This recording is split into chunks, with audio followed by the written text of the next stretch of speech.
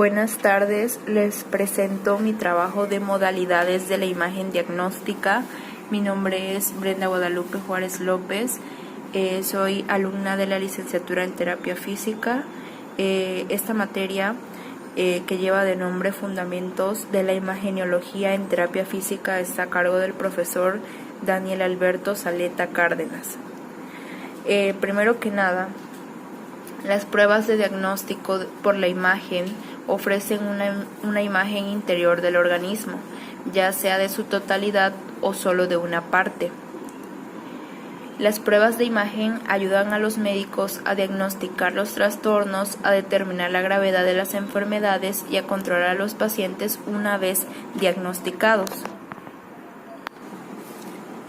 Desde el inicio del siglo XX, el diagnóstico por imagen es una realidad en el sector de la salud y así como la mayoría de las tecnologías del mundo moderno, tuvo una aceleración en la década de 1950, principalmente debido al avance de las búsquedas de las áreas de óptica y tecnología de la información. El desarrollo tecnológico cada vez más rápido permite, por ejemplo, la visualización de los vasos sanguíneos y hasta la reconstrucción en 3D de estructuras, lo que amplía la asertividad de estos exámenes. Ahora comencemos mostrando las modalidades. En primer lugar tenemos a lo que es la radiografía convencional. En el caso de la radiografía simple se genera un haz de rayos X que pasa a través de un paciente a un trozo de película o un detector de radiación para producir una imagen. Los diferentes tejidos blandos interactúan los fotones de rayo X de forma diferente dependiendo de la densidad del tejido. Cuanto más denso sea el tejido, más blanca es la imagen. La gama de densidades de más o menos densa está representada por el metal, el periosticio, el músculo y el líquido, el tejido adiposo y el aire o el gas. Por ejemplo, se identifica que en el aire es por completo radiolúcido, la grasa de forma moderada radiolúcida, el líquido de forma moderada radiopaco, el hueso es especial radiopaco y el metal del todo radiopaco. La radiografía es el método de formación de imagen que está disponible con mayor facilidad. Normalmente es el primer método indicado para evaluar los miembros, el tórax y a veces la columna vertebral y el abdomen. Estas áreas contienen importantes estructuras con densidades que difieren de las de los tejidos adyacentes. Por ejemplo, la radiografía es una prueba de primera línea para la detención de, por ejemplo, las fracturas. Se observa bien el hueso blanco porque está adyacente a los tejidos blandos grises. Otro es la neumonía. El exudado inflamatorio que llena los pulmones se observa bien porque contrasta con los espacios de aire adyacentes más radiolúcidos. Y también tenemos como otro ejemplo a la obstrucción intestinal. Las asas intestinales dilatadas y llenas de aire se observan bien en el medio del tejido blando circundante. Una de las variaciones de la radiografía convencional son los estudios contrastados. Cuando la densidad de los tejidos adyacentes es similar, a menudo se agrega un agente de contraste radiópaco a un tejido o estructura para diferenciarlo de su entorno. Las estructuras que normalmente requieren un agente de contraste son los vasos sanguíneos y la luz del tubo digestivo, los conductos biliares y el aparato genitourinario. El gas puede utilizarse para dilatar el tracto gastrointestinal inferior y hacerlo más visible. Los medios de contraste pueden ser positivos o negativos, dependiendo de su composición, número atómico y visualización durante la exploración radiológica. Así, los medios de contraste positivo son los que se observan radiópacos como el bario y medios de contraste iodados, y los medios de contraste negativos se observan radiolúcidos, siendo el principal de ellos el aire y el dióxido de carbono. En ciertas exploraciones es posible combinar ambos tipos de contraste, como en la serie esófagos gastroduodenal y el colon por enema de doble contraste, que utilizan el bario y el aire para proporcionar una mejor valoración radiológica. Ahora vamos al ultrasonido. El uso del ultrasonido como método de diagnóstico por imagen se basa en el principio físico de la emisión de ondas sonoras de periodos alternantes de compresión y rarefacción dentro del medio por el que se transmiten. Algunos de estos medios son de distinta densidad, lo que significa que las moléculas por las que se transmiten las ondas del sonido se encuentran agrupadas a distancias variables, ocasionando alteraciones en la velocidad de transmisión. Entre mayor sea la densidad del tejido, mayor es la velocidad de transmisión. La frecuencia del sonido se mide en hertz o ciclos por segundo, ya que por los tejidos blandos del cuerpo el sonido viaja a cerca de 1500 milímetros por segundo. La pieza fundamental para la evaluación ultrasonográfica es el transductor, el cual basa su funcionamiento en el efecto piezoeléctrico, en el cual el paso de una corriente eléctrica a través de ciertos cristales los hace vibrar, generando energía mecánica, que serían las ondas ultrasónicas.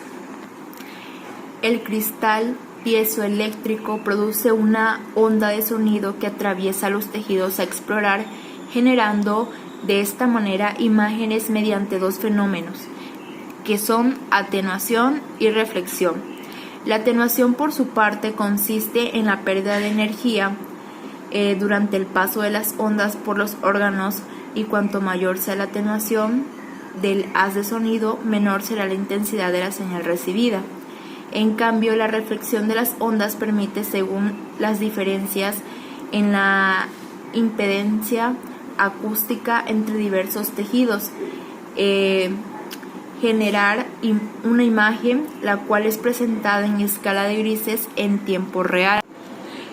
En esta modalidad de imagen se emplean términos como hipoecoico, que significa con menor generación de señal que la estructura de referencia, isoecoico, que significa con igual generación de señal que la estructura de referencia, e hiperecoico, que significa con mayor generación de señal que la estructura de referencia.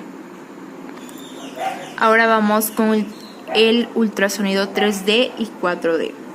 El ultrasonido 3D se ha empleado desde años recientes como parte complementaria de las exploraciones rutinarias sonográficas, en particular de tipo obstétrico. Es una modalidad de imagen en el que se ha agregado un ordenador de mayor capacidad al equipo de ultrasonido, de manera que se puede, tras varios barridos, lograr la obtención de una imagen tridimensional del área explorada mediante la transformación de varios algoritmos numéricos en una matriz que proporciona una representación espacial de varios planos en una sola imagen. Ahora, en cuanto al ultrasonido en 4D, este permite realizar la valoración ultrasonográfica en imágenes en tercera dimensión en una valoración en tiempo real. Ahora vamos con lo que es la tomografía computarizada. Esta se refiere a un procedimiento computarizado de imágenes por rayos X en los que se proyecta un haz angosto de rayos X a un paciente y se gira rápidamente alrededor del cuerpo, produciendo señales que son procesadas por la computadora de la máquina para generar imágenes transversales. Una vez que la computadora de la máquina recolecta varios cortes sucesivos, estos se pueden apilar digitalmente para formar una imagen tridimensional del paciente que permita más fácilmente la identificación y la ubicación de las estructuras básicas, así como de posibles tumores o anormalidades. Los escaneos por tomografía computarizada se puede usar para identificar enfermedades o lesiones dentro de varias regiones del cuerpo. Por ejemplo, la tomografía computarizada ha llegado a ser una herramienta útil para detectar posibles tumores o lesiones dentro del abdomen. Se puede solicitar un escaneo por tomografía computarizada del corazón cuando se sospechan varios tipos de cardiopatías o anormalidades. Una tomografía computarizada también se pueden utilizar para obtener imágenes de la cabeza para localizar lesiones, tumores, coágulos que puedan ocasionar un derrame cerebral, hemorragias y otros tantos padecimientos. Ahora vamos con la tomografía por emisión de positores. Es una técnica fisiológica de imagen que utiliza sustratos metabólicos como aminoácidos y glucosa marcados con radioisótopos que emiten positrones y permiten obtener diferentes intensidades de señal dependiendo del metabolismo de cada estructura en los diferentes órganos. El estudio se basa en el incremento de la actividad metabólica de las células en procesos infecciosos, inflamatorios o neoplásicos. Ahora siguiendo con las modalidades, vamos a la imagen por resonancia magnética. Esta emplea imanes poderosos que producen un potente campo magnético que obliga a los protones en el cuerpo a alinearse con ese campo. Cuando se pulsa una corriente de radiofrecuencia a través de un paciente, los protones son estimulados y giran fuera de equilibrio luchando contra la fuerza del campo magnético. Cuando se apaga el campo de radiofrecuencia, los sensores de imagen por resonancia magnética son capaces de detectar la energía liberada mientras los protones se realinean con el campo magnético. El tiempo que tardan los protones para alinearse con el campo magnético, así como la cantidad de energía liberada, cambian dependiendo del entorno y la naturaleza química de las moléculas.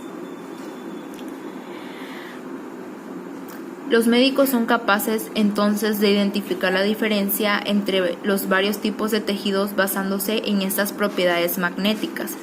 Para obtener una imagen por resonancia magnética se coloca un paciente dentro de un imán muy grande y debe permanecer inmóvil durante el proceso para que la imagen no salga borrosa. Los medios de contraste, que a menudo contienen el elemento de gadolinio, se pueden administrar al paciente por vía intravenosa, antes o durante la imagen por resonancia magnética, para aumentar de esta manera la velocidad a la cual los protones se realicen y realineen con el campo magnético. Mientras más rápido se realineen los protones, más brillante será la imagen. Como por ejemplo estudios musculares, de articulaciones o del encéfalo. Ahora vamos con la imagen por resonancia de cuerpo completo. La imagen por resonancia magnética del cuerpo entero con la técnica rápida de Spin-H-STIR, por sus siglas en inglés, es una técnica que permite la imagen del cuerpo entero en un corto periodo de tiempo.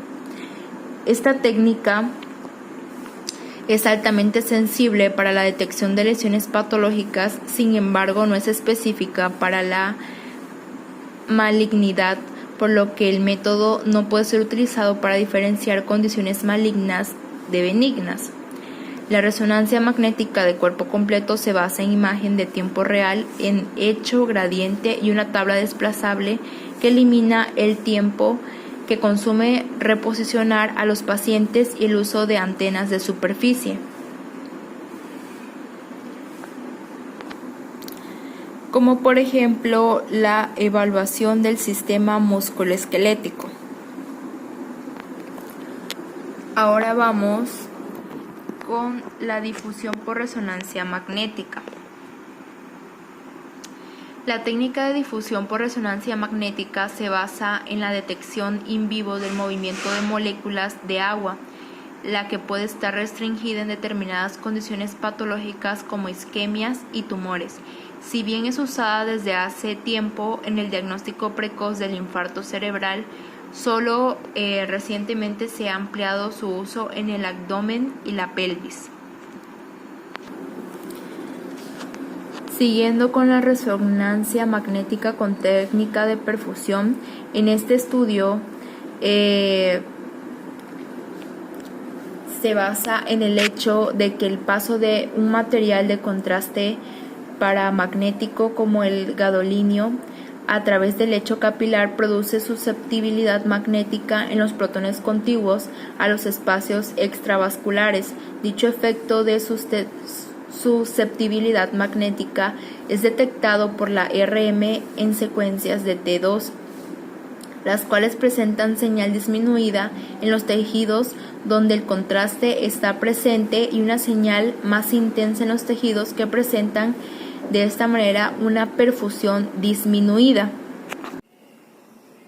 En la enterografía por resonancia magnética, el paciente, de la misma forma que en el estudio de la tomografía computarizada, recibe vía oral un agente bifásico, siendo los mejores el manitol con gomas de semilla de azúcar y el polietilenglicol, que son catárticos y por lo tanto no se absorben a través de la mucosa intestinal y maximizan la distensión de la luz. Se administran 45 minutos previo al estudio y la duración del estudio es de 30 minutos aproximadamente. La enterografía por resonancia magnética está indicada en el seguimiento de los pacientes con enfermedad inflamatoria del intestino delgado ya establecida.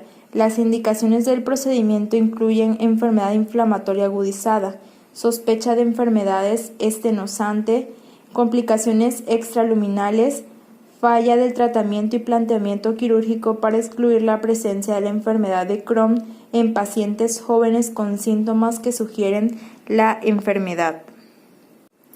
Ahora vamos con la angiografía. Esta es una modalidad diagnóstica invasiva, pues para lograrla es necesario acceder a las vías arteriales o venosas mediante punciones y cateterizaciones, a través de las cuales se inyecta material de contraste yodado hidrosoluble. La vía de abordaje preferida es la punción de la arteria femoral común derecha mediante la técnica de Seldinger. Entre las complicaciones de la punción arterial se incluyen lo que es la hemorragia, hematomas locales, pseudoaneurismas, disecciones arteriales y embolizaciones distales. Continuamos con lo que es la gammagrafía. Las gammagrafías son pruebas de medicina nuclear dirigidas a diagnosticar o estudiar múltiples enfermedades. Una gammagrafía consiste en la inyección de un marcador radioactivo, también llamado trazador, que tiende a fijarse en un determinado lugar de nuestro cuerpo, distinto en función del trazador empleado, o que solo se fija en un determinado lugar si existe alguna enfermedad, en función de si el marcador radioactivo es o no captado en una determinada zona y según cómo sea esa captación se detectará o no una determinada enfermedad. En general, se inyecta un compuesto que va marcado radiactivamente y que tiene una especial avidez para ser captado en un determinado lugar del cuerpo o para ser captado únicamente en ciertas circunstancias, habitualmente donde hay una zona de infección, de inflamación o donde hay un tumor. Después de varios minutos o incluso varios días de inyectarse dicho marcador, el paciente es colocado debajo de una máquina que detecta las radiaciones emitidas por dicho marcador y es capaz de sacar una imagen de la zona de estudio. Existen múltiples tipos de gammagrafía. Por ejemplo, la gammagrafía pulmonar se realiza para valorar la presencia de un tromboembolismo pulmonar. Tenemos también la gammagrafía cardíaca, que esta permite evaluar si existe falta de riego en una determinada zona del corazón y la capacidad de funcionamiento de este.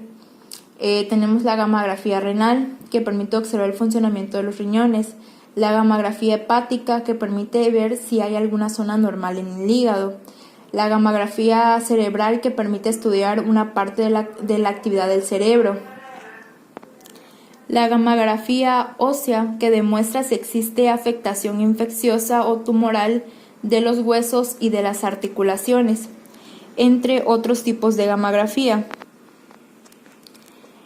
Y la radiografía intervencionalista. Esta es una subespecialidad que abarca el diagnóstico y el tratamiento de determinadas enfermedades mediante la intervención mínimamente invasiva. Estas intervenciones o procedimientos se realizan en la mayoría de los casos por vía percutánea, es decir, a través de la piel. Para ello, el radiólogo intervencionista utiliza distintas técnicas e instrumentos guiados por métodos de imagen radiológica. Ahora vamos con los procedimientos intervencionalistas más comunes. Tenemos la sala de radiología vascular e intervencionista. En este lugar es donde se realizan los procedimientos. Puede considerarse como el quirófano del radiólogo intervencionista. La sala consta fundamentalmente de dos partes: el sistema de imagen y la mesa de exploración. Bueno, la angioplastía. Esta consiste en dilatar las arterias o las venas cuando tienen una obstrucción o una estenosis, que significa que hay un estrechamiento, y para ello se utiliza un catéter de balón. Otra es la embolización vascular. Esta es una técnica que consiste en cerrar ciertos vasos sanguíneos para tratar tumores o hemorragias. Para ello se utilizan distintos materiales introduciéndolos a través de un catéter. La quimioterapia intraarterial. La administración de fármacos antineoplásicos o soluciones esclerosantes pueden realizarse de manera selectiva en el territorio arterial del tumor mediante guía fluoroscópica o ultrasonográfica. Trombólisis. Consiste en la introducción de fármacos o un dispositivo mecánico en el interior de un vaso sanguíneo para disolver coágulos. Las biopsias percutáneas son un procedimiento diagnóstico para obtener una muestra de tejido y estudiar distintas enfermedades. También son una alternativa a la biopsia quirúrgica. La derivación portosistémica. Este es un tratamiento para la hemorragia por varices en pacientes con cirrosis hepática.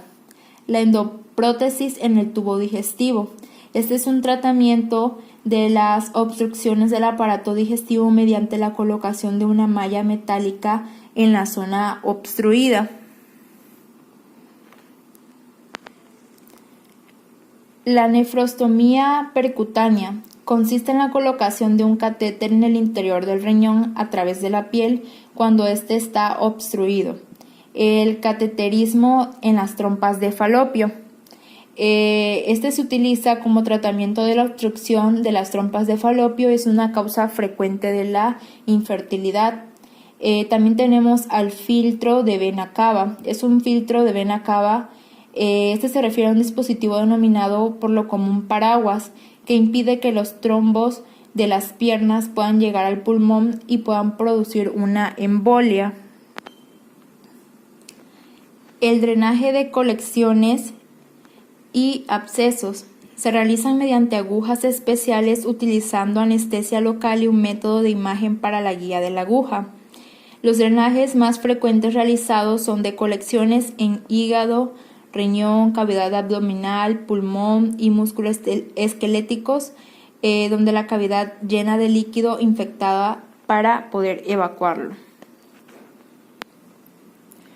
También tenemos a la cementoplastía percutánea, que es un procedimiento utilizado para la prevención del colapso vertebral, así como para el control del dolor en pacientes con cuerpos vertebrales patológicos. En los procedimientos terapéuticos mínimamente invasivos tenemos los siguientes. Entre ellos está la crioblación, donde la crioterapia, también llamada criocirugía, crioblación o terapia de crioblación dirigida, se trata de un procedimiento mínimamente invasivo que usa un frío intenso para congelar y destruir un tejido enfermo, incluyendo las células cancerosas. También tenemos a la ablación por radiofrecuencia, que utiliza corriente alterna de alta frecuencia enviada al tejido por medio de una aguja electrodo. Tenemos la amniocéntesis, que es la técnica en la cual se introduce una aguja delgada por la vía transabdominal hasta la cavidad amniótica bajo la guía ultrasonográfica y se extrae una pequeña cantidad de líquido amniótico para poder analizarlo. Ahora vamos con la biopsia de vellosidades coriónicas. Esta se utiliza para examinar el estado cromosómico y realizar ensayos bioquímicos o pruebas del ADN. Biopsias fetales. Utilizando la ecografía se han tomado muestras prenatales de diversos tejidos fetales, en especial la piel, hígado y músculo, con la finalidad de diagnosticar un trastorno genético por microscopía electrónica o por análisis bioquímico. Tenemos también a la obtención de muestra sanguínea umbilical, donde la toma de muestra sanguínea umbilical percutánea es un procedimiento que logra el acceso directo a la sangre venosa fetal. Y con esto concluimos con la presentación de las modalidades de la imagen diagnóstica.